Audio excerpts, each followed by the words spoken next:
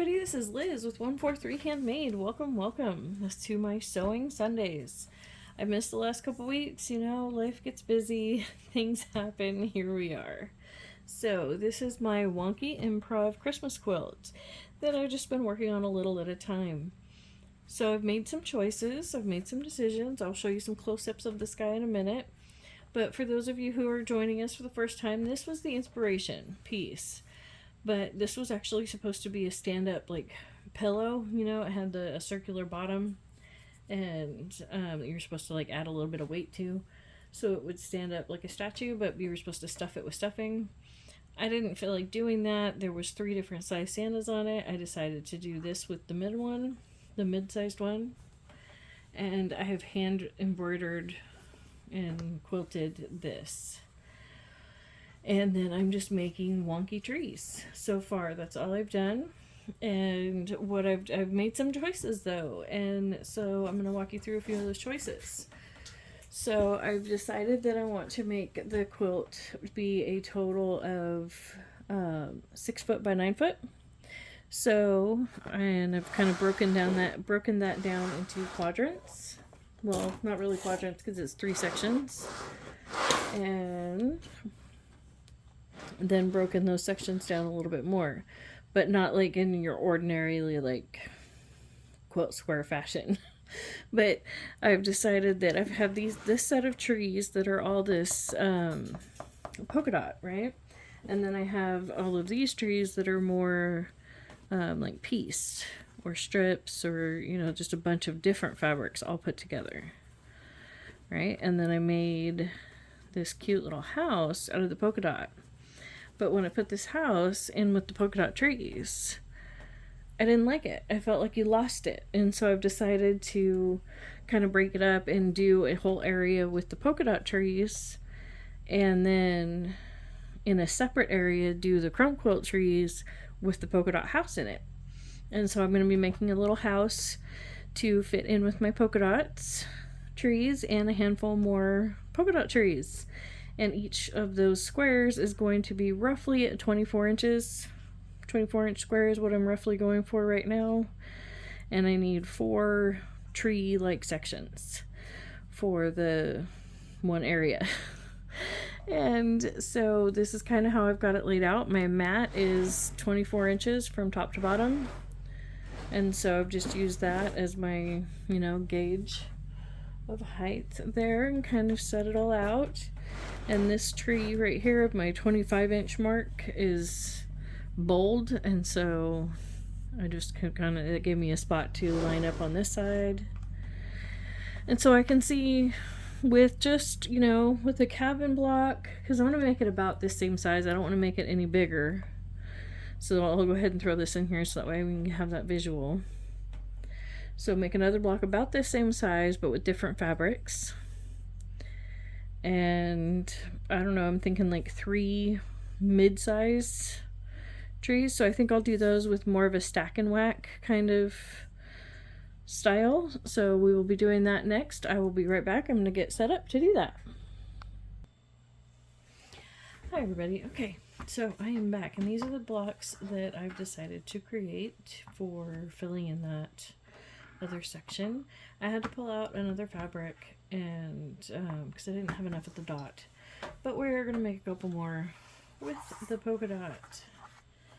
So what I have here is 2 layers of my background fabric and 2 layers of what I want my tree to be made out of. And in traditional stack and whack, or what is it, stack and slice, or whatever you want to call it, in that style, I'm just going to try and hold our ruler still and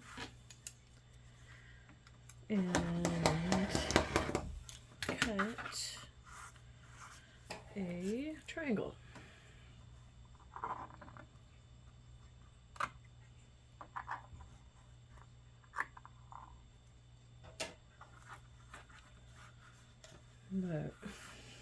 And yes, I know with my rotary cutters, slicing and dicing like that, I'm gonna have, issues, but I'm not worried about it.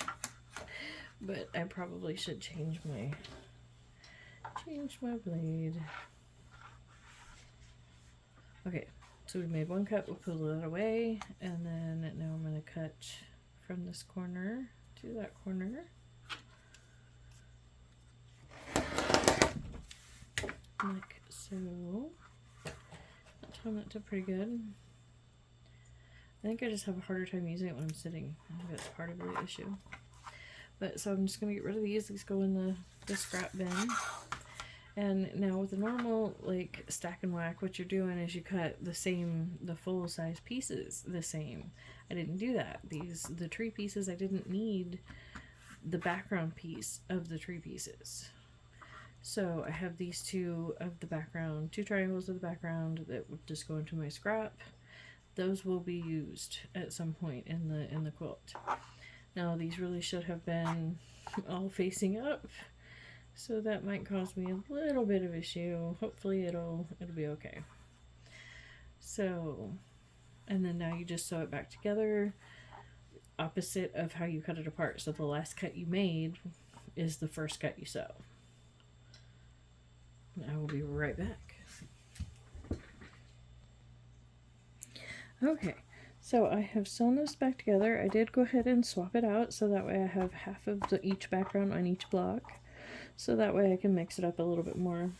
I just finger pressed this one for now. I did take these to the iron several times actually during the making of them.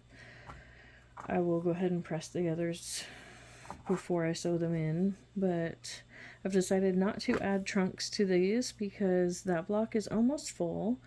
I will grab it and be right back. Okay, so this is the 24-inch, roughly, sized area that I want to fill in. I don't worry about it. I'm not going to worry about it being exact or anything, but that is roughly the space I want it filled in. And so I'm just going to start laying this in. Now I do want it to be mostly these polka dots, but I was thinking I could fill in on the edges here with one of these guys, like so.